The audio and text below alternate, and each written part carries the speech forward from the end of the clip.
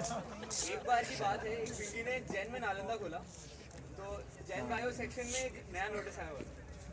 तो वो नोटिस पढ़ के तो उसकी गांड ही फट गई। नोटिस में था कि a certain student has been debarred from the course for abusing the instructor in class।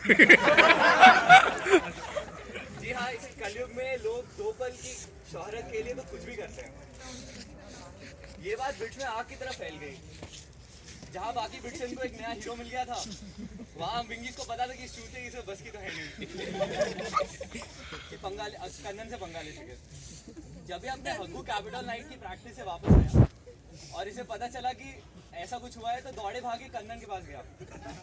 लेकिन कन्नन के चरणों में गिरने और माफी मांगने के बजाय ये अक्कड़ से बोला, सर शक्ल देखो मेरी, दिल्ली से हूँ, CS ब्रांच है, क्या आपको लगता है मैं ऐसा कुछ कर सकता हूँ? कन्नन ने उल्टे मुंह सुना दिया और डिस्को लगाने की धमकी देकर वापस भेज दिया।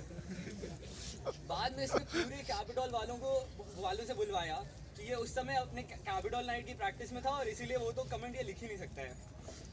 चंड कम थोड़ी ना ये। फर्स्ट ईयर का एक और किस्सा है। जनाब नया एक्सबॉक्स कंट्रोलर लेके आए थे और खुद को एकदम फीफा में प्रो समझते थे। ये TDC विंग के सभी नूब्स के पहले हराता था और फिर उनके गेम प्ले में खामियां निकालता था।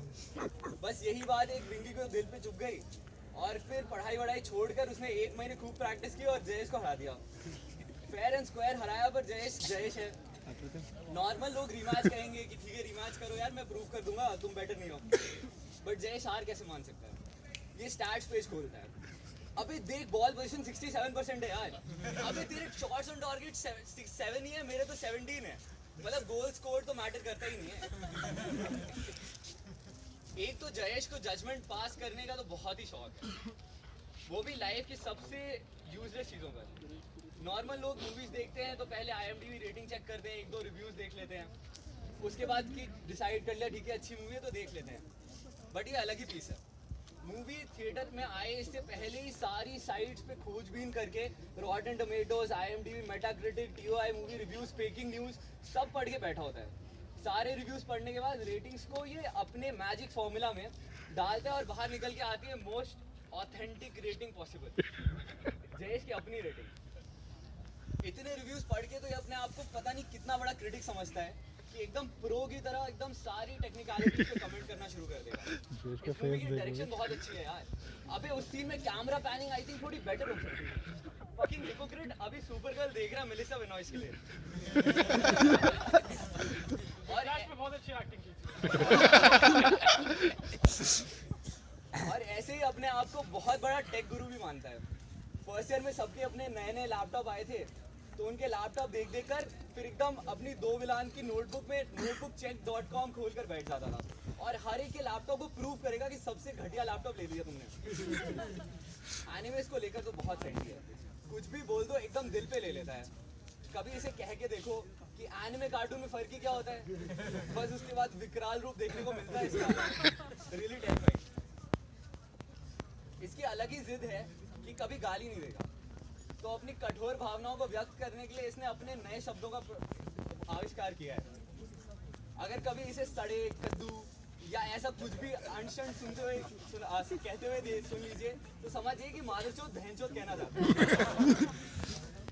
शायद आप में से किसी ने कभी गौर ना किया हो, पर जयेश काफी बातों में एकदम लड़कियों की तरह है। तो अपनी 24 फिगर पे तो बहुत ही नाज है। कितना भी इसे कह लो कि यार 17 BMI है, पर नहीं मैं तो कभी भी, मैं बहुत फिट हूँ, मैं तो तुमसे ज्यादा चल सकता हूँ।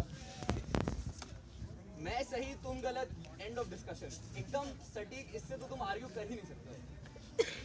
इसके फेमस पर्पल जूते जिनको इनको बहुत शौक है पहनने का हर समय, और इसकी पिंक टी-शर्ट। कौन सा टी-शर्ट है? जॉयस की इर्द गिर्द का 5 मीटर का रेडियस एक्सीडेंट प्रोन रहता है। ऐसा जोन जिसमें कभी कोई भी दुर्घटना घट सकती है। घबराए नहीं, जॉयस को कुछ नहीं होता है, जो होगा आपको होगा। कभी किसी विंगी के रूम में जाएगा, अरे वाह new hard disk, bam on the floor. ये कॉफी मग किसने दिया तुझे? क्रीक 2 पीसेस। अरे तू फ्लूट भी बजाता है, स्नैप। ये सब तो फिर भी चीजें हैं, पर जॉयस तो इंसानों को भी तोड़ने में रुचि रखता है। एक बार क्रिकेट खेलते हुए रन आउट चांस था और जॉयस ने खींच कर बॉल खेली, पर स्टंप्स की जगह वो जा लगी बल्लेबाज की बॉल्स पे। Same thing about Joyce. He can obviously never say sorry. Instead of saying sorry, apologizing, बेचारे के साथ थोड़ा sympathy दिखाना, इसने बोला, अबे तू इतना छोटा क्यों है? The cricket incident also reminds me of Jayesh's athletic tendencies. Football खेलने का तो बहुत शौक है, पूरे भवन के लोगों के साथ इकट्ठा करेगा, फिर अपने awesome studs पर्पल वाले पहनकर निकल जाएगा क्यूटी में, पर इसे हमेशा बनाया तो गोलकीपर ही जाएगा। इसकी सेंस ऑफ डायरेक्शन तो बहुत ही लाजवाब है। थर्ड ईयर तक भी इसे ये नहीं समझ आता कि वीके कहाँ है और आरपी कहाँ। इसी सेम की बात है, और एक बार अकेले डिनर के लिए निकल गया और वापस आते समय अशोक की जगह आरपी 161 का ताला खोल रहे थे। जब पता चला तो घूमकर वापस आए। तब से कहीं भी जाने से पहले फेस बिट्स गेट की तरफ अलाइन करता है और फिर रिगरस कैलकुलेशंस के बाद डिसाइड करता है कि किस तरफ जाना है। जब ये कैंपस पे आया था तब शायद उसने प्रण लिया था कि हर एक प्रॉफ को उंगली जरूर करेगा। एक बार की बात है, जनाब आईडी कार्ड ले जाना भूल गया एग्जाम में। सब याद है बेटा। इनसे आईडी कार्ड मांगा तो फिर बकचोदी पहली। नॉर्मल लोग सॉरी वॉरी बोलेंगे, जाके बोलेंगे सर आईडी कार्ड गुम गया, अप्लाई कर दिया आ जाएगा, बट नहीं, इन्होंने निकाला स्टड की तरह अपना वॉलेट और उसमें से निकाला पैन कार्ड। ये तो वैलिड प्रूफ है सर, भारत सरकार द्वारा मान्य है।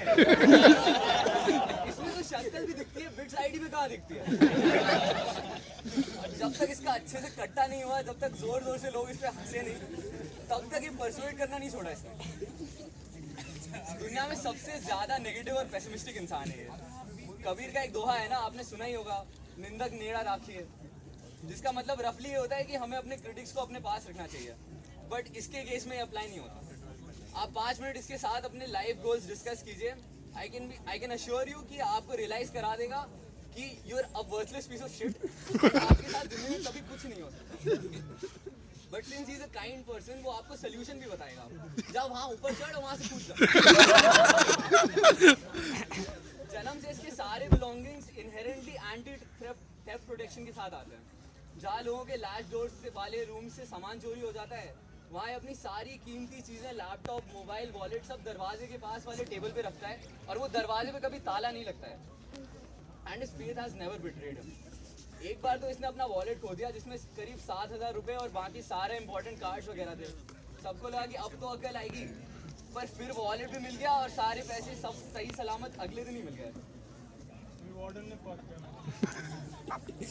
इसे नॉर्मल इंसानों वाले सारे काम तो बोझ लगते हैं, जैसे कि उठना, ब्रश करना, हगना, नहाना, यहाँ तक कि खाना भी खाना। खाना तो इसके लिए जंग लड़ने से कम नहीं है। हर 2 कौर के बाद इसे 5 मिनट का रेस्टिंग टाइम चाहिए होता है। कई बार तो खाना मुंह में डाल के बस बैठा रहता है, ऐसे सोच रहा होता है जैसे मैं आके चबाऊंगा इसके लिए। हमेशा रोता रहेगा कि यार मेडिसिन इतना एडवांस कर गया है, खाने के लिए कोई पिल क्यों नहीं बनाई इन लोगों ने, इतनी मेहनत क्यों करनी पड़ती है रोज। हर सेम की शुरुआत इसकी लीड रजिस्ट्रेशन से होती है। बहाना होता है कि मम्मी आने नहीं देती। लीड रजिस्ट्रेशन के नाम पर अपने सारे कोर्सेज खुलवा लेता है, जिसके लिए लोग यहाँ पे मरे जा रहे हैं। जब इसकी लीड रजिस्ट्रेशन की प्रक्रिया खत्म होती है, तो ये बहुत कष्ट करके एक पंडित के पास जाता है। वो पंडित पंचांग देखकर सेमेस्टर में 3 डेट्स डिसाइड करता है। ये वो डेट्स है जिन पर इसकी तीर्थ यात्रा निकलती है। सुबह उठकर बैग पैक करता है, साबुन, शैम्पू, फेस वॉश, टॉवल, कपड़े, फिर लंच से थोड़ा पहले निकल पड़ता है, और ये यात्रा इसकी जाके सीवीआर के वॉशरूम में खत्म होती है। ये अपने ना नहाने के रिकॉर्ड के हर समय चैलेंज करता रहता है। अभी का रिकॉर्ड इसका 47 डेज का है। रीजन इसका कहना है कि 2 हफ्ते नहाओ तो फिर स्किन के पोर्स तो कवर हो जाते हैं ना, फिल हो जाते हैं, उसके बाद पसीना नहीं आता। अब पसीना नहीं आता तो नहाने का क्या पॉइंट है? साइंटिफिकली सही। जिसने हाथ मिलाया सब सोच ले। हालांकि ये गांधी शंकर चल पे घूमने वाले हर कपल का मजाक उड़ाता है, बट एक बार इसके दिल के अरमान सामने ही आ गए। This was when his mother's friend came to Wits to meet her who happens to be our bachi. तो उसको आया इनविटेशन कि बेटा साथ आ जाओ, डिनर कर लो। और क्यों नहीं बुलाया जाता, लड़का सुंदर, सुशील, संस्कारी होने के साथ साथ CS वाला भी तो था। तो ये सुनते ही इसके मन में तो 2 लड्डू फूट गए। दोस्ती को रिश्तेदारी में बदलने की पहल जहाँ जब आभास हुआ इसको